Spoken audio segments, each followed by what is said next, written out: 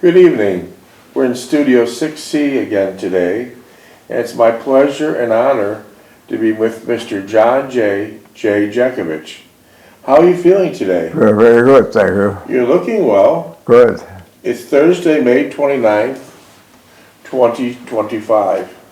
Mr. Jeckovich was from Company H, the 2nd Battalion, 291st Regiment of the 75th Infantry Division of the U.S. Army during World War II. Mr. Jeckovich lives by the motto, yesterday is history, tomorrow is a mystery, and today is a gift. We're reading Mr. Jeckovich's book the second time around, and it's titled Their Mother's Sons. Titled Their Mother's Sons. That's a nice title you put on that book. Yeah, nice. It's very appropriate. And how many pages was this book? 849. 849.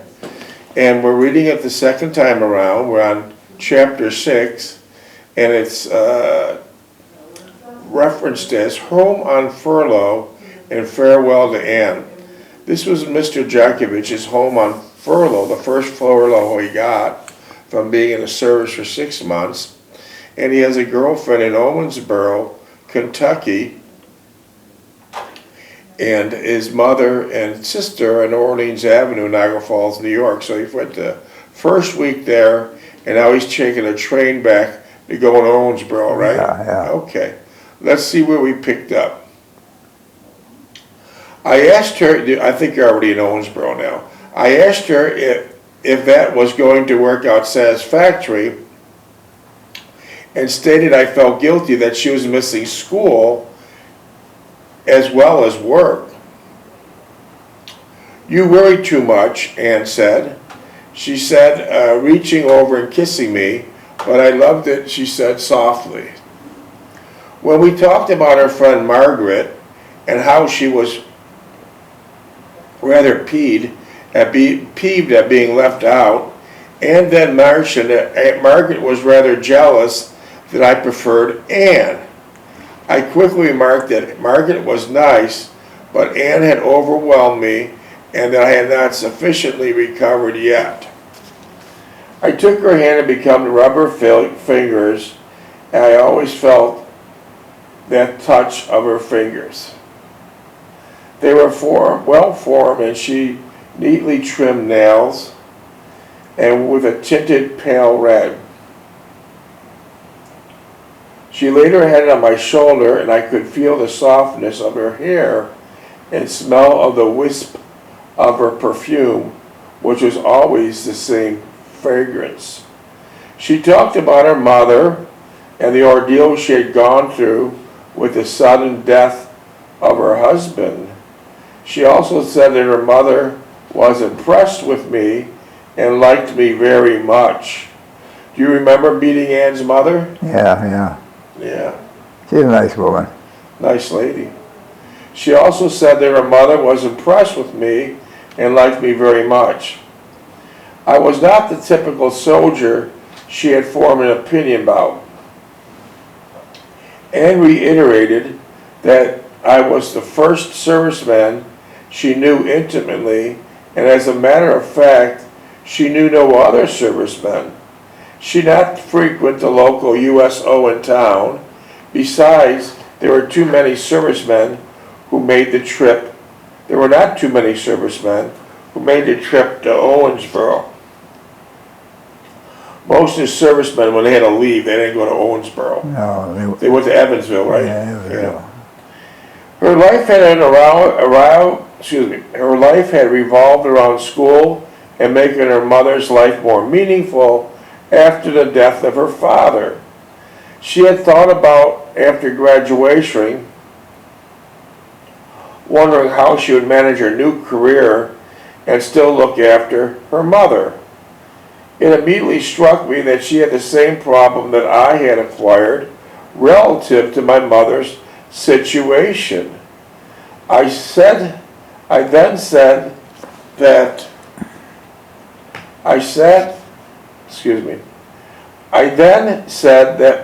by being here in the picture made things even more complicated. It was another factor to consider and adjust to. She exclaimed that she could handle it without any problem, and that was the least of her concern. Without realizing and not thinking before I spoke, I said my mother would present a problem and that I could not be solved that quickly. We would have a difficult time with her, and I would go so far as to say that in all probability it would jeopardize our relationship. She was startled by the explanation and puzzled what I had just said. I then tried to explain my way out of the predicament I had created. I started by saying that Mother was strong-willed and had very definite ideas relative to what she believed. Our religion would be a problem, for she was a deeply devout Catholic and felt strongly that no one should commingle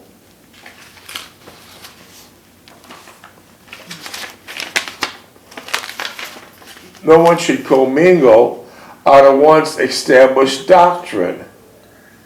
As I attempted to make clear all that I had said these last several minutes, I could see the despair on Anne's face, and I wished that I had not gone down this path. Yeah. Cognizant of the fact that I had said more than I should have, and seeing Anne's reaction to what I divulged, I decided to forge ahead and go all the way and let the chips fall where they may. I continued at the core of our discussion, my mother. So how would your mother get along with Anne? How would you have your mother get along with Anne? Huh? How would your mother get along with Anne? Good, good. Good, she would. My mother, I held her hand in mine and began stating that I was sure my mother would love her as I did, but it would take time for her to adjust to the idea of her presence. She's extremely independent, or at least she thought so. She would gradually begin to exclude herself from any relationship with us and slowly gravitate into slowly gravitate into resenting our personal life together. I felt that I had presented a dismal, eerie picture regarding my family and attempted to change the subject. Anne would not hear of it and prodded me on it in pursuit of an explanation to the statements I just made. My face became warm, and as the blood raced to it. I have never talked that intensely with anyone about my family. I blurted out that my mother was cantankerous in many ways and was a difficult person to get to know. But I interjected once you got over the rough exterior, she was the kindest, warmest person imaginable. She would do anything for you, providing it was for your own good. But there was always this problem in her personality that filtered out much of her relationship with other people. And that said something that jolted and shocked me. Oh, she must be just like you. Anne said that your mother must be just like you. I'm sure I get to love her, she exclaimed quite calmly. 20 minutes. I looked at her in amazement, wondering how she could have said that. Knowing that she had startled me, she put her arms around me and gently kissed me.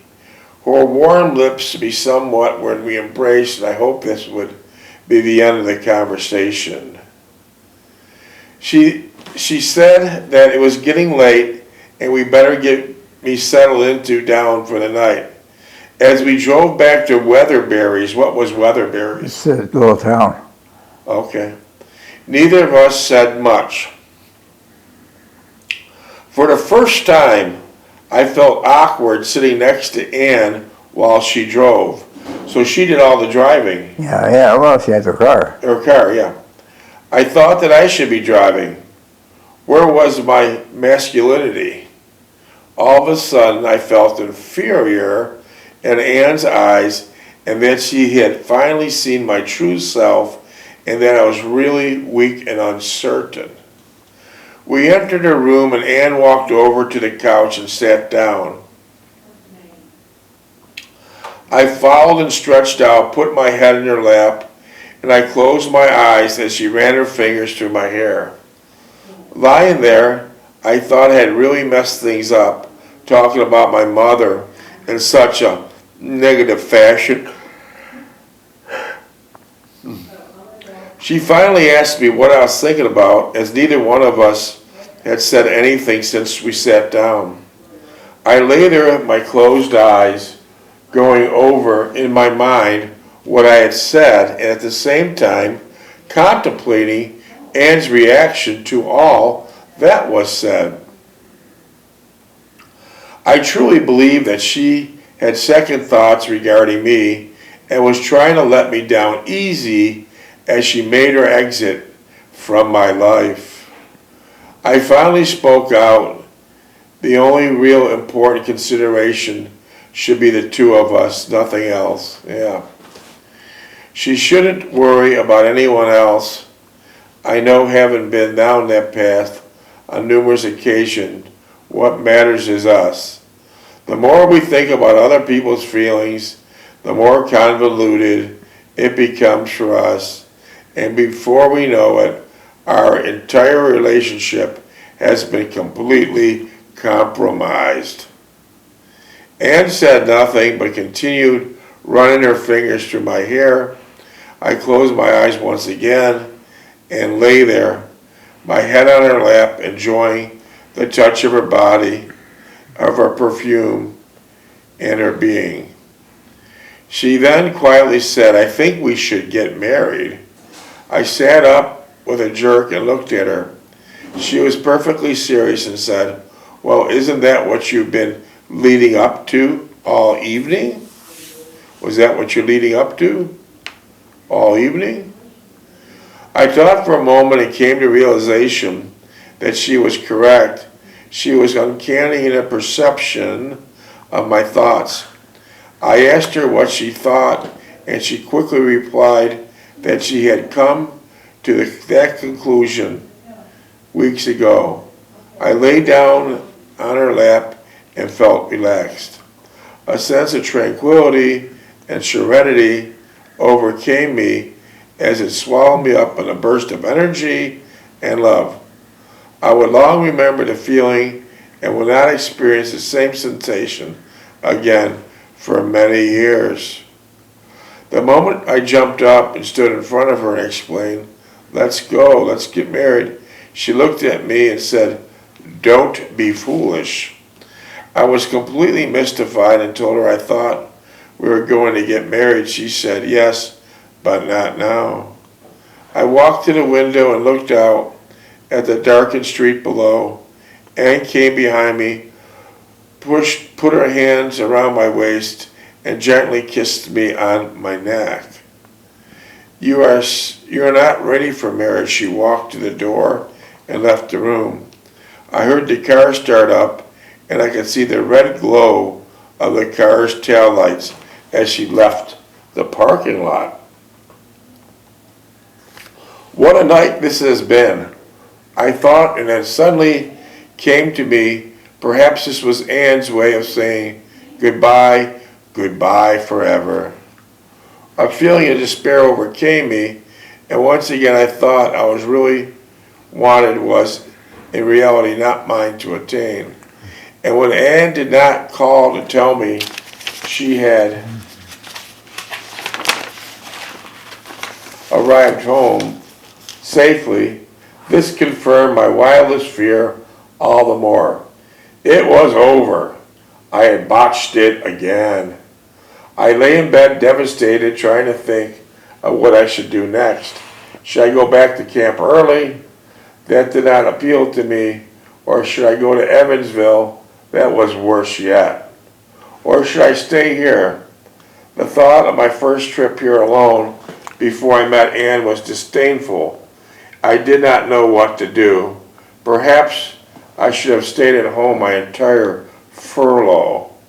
That did not appeal to me either. I was like a rudderless ship drifting helplessly and powerlessly in a violent storm. I felt completely lost. It was then I came to full realization of how much I depended on Ann for my sense of well-being and purpose in life. Without her, all meaning had escaped, and it was a place which was ever-widening depression, growing ever wider, with no chance of returning to the life which she had made for me. 13. I was up early the next morning. Sleep had not refreshed me, and I felt as if I'd been up all night. Perhaps I thought a cold shower would revive me, but it was all to no avail. I could not shed the feeling of despair. It overcame the whole self, as was a thick fog engulfing my entire little world. As I dressed, I tried to think straight and formulate some sort of plan. What was I going to do? I then suddenly thought of Smith and his drinking, and I knew why he drank. Now you knew why Smith drank, right? Yeah. Females. It was to give himself some kind of relief from his angst and frustration. I thought that this is what I'll do. Get drunk and forget everything, then wake up and maybe things look better. But in my muddled and perplexed mind, I could not still perceive this approach as not working. It would only be worse. Then there was no alternative, as I was bewildered. I did not know which way to turn, what direction I should take, and where to go. I had completely lost touch with reality. Suddenly, I was brought back to some semblance of reality. There was a knock on the door. I quickly reached for my trousers, and in my bare feet I opened the door. Ann was standing there smiling. She looked radiant, and I threw my arms around her, held her tightly, not saying anything. After a moment I blurted out, I thought I had lost you, and she was not coming back. I then tried to explain to her feelings of dejection and miserable desolation I had ever since she had left last night. As we walked into the room and closed the door, I embraced her and began kissing her and telling her not to leave me that way again. She averted to the fact she did not leave. She had just gone home. I then asked her why she had not called last night to say she had gotten home safely. She again answered quite calmly that she wanted to make me think about our situation a little and get a better perspective on it. I told her that she did that all right. I was half out of my mind thinking about just that and what we're going to do. Well, we have a lot of text messages. You feel like answering any text messages? Oh, yeah. Or do you want me to keep reading? No, go ahead. Read? No, get the message. All right.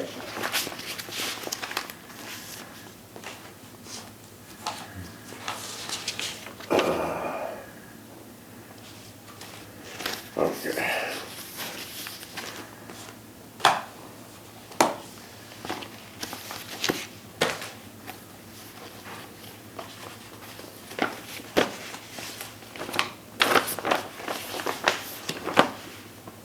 Where were you born and raised, Mr. Jeckovich? Niagara Falls, New York. What was your address?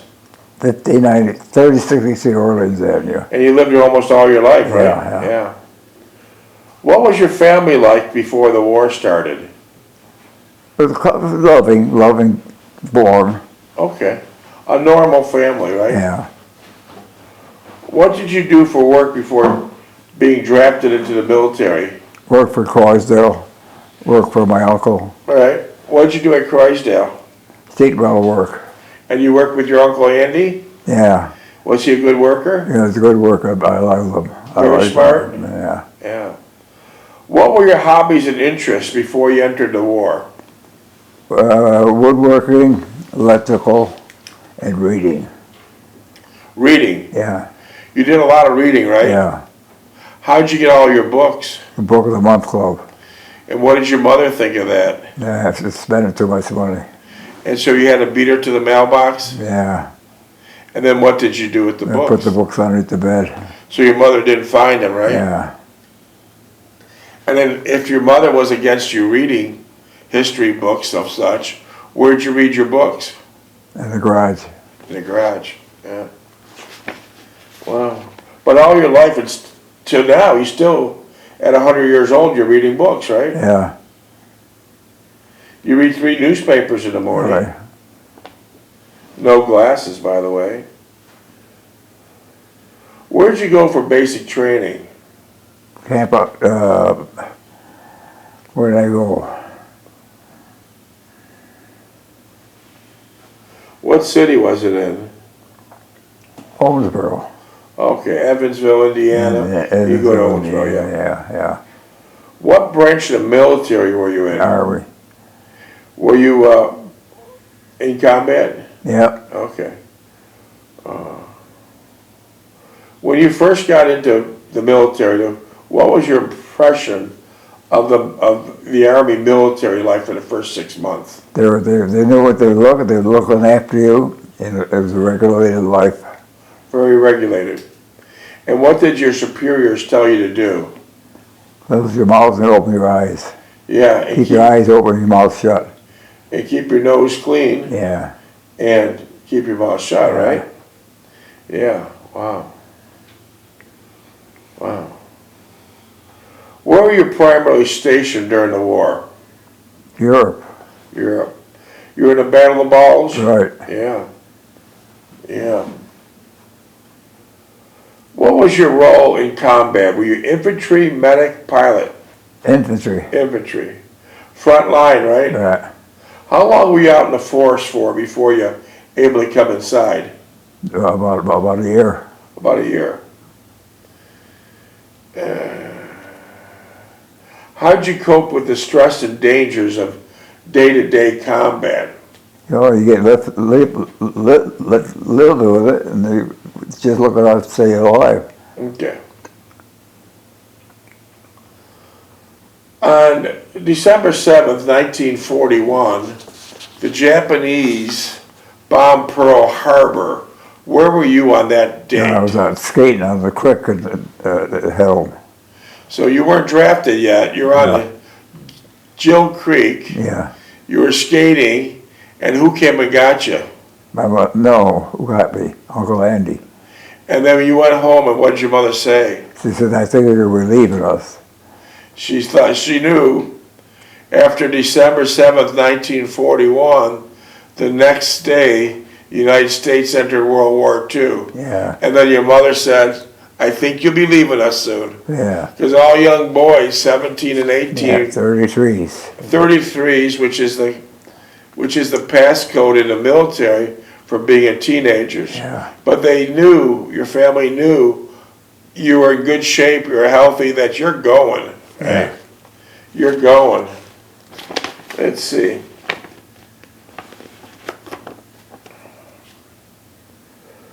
What was your reaction during the war's end?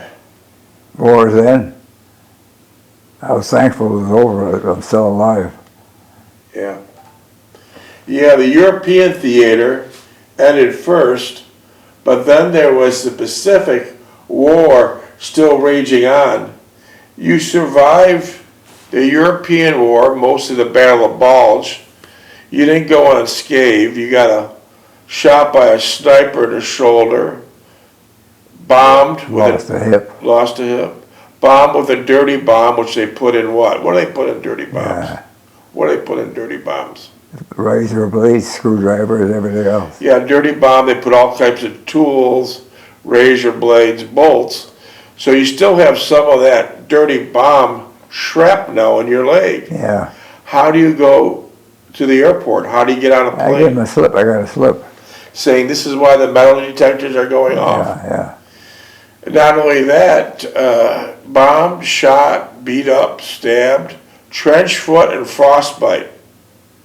Are you still suffering from frostbite? yeah. Right. Today I got it. Tonight I don't have it. Yeah. It doesn't go away. No. 80 years later, the frostbite still bothers him nightly. Yeah. We learned a lot of things from World War II. If you younger people are during the winter are snow skiing and you think you might getting frostbite, don't run into the lodge and stand in front of a fireplace. Don't do that. Stay outside, make a snowball, and rub that frostbite area. That will get the blood circulating again, and you might be able to save that limb. That's for sure. But after the war in Europe was over with, Yeah. you and many other soldiers Sweating out. sweating out, them shipping you over to Pacific. Yeah. Would you rather fought in Europe or the Pacific? Europe. What didn't you like about the Pacific? Well, Japanese are crazy. Yeah, in fact, some of the Japanese, they had a lot of tunnels there. Yeah. In fact, a lot of the Japanese, it wasn't until the mid-70s that some of the Japanese in the tunnels and in the forests and in the woods and in the jungles So the war's on. still thought the war was going on. Yeah. 30 years later, they still thought the damn war was going on. Wow. Yeah. How did you feel when you learned about the atomic bomb? That was the best that happened. Why is that? Well, it stopped the war. It put the lights out and stopped the war, right? Yeah.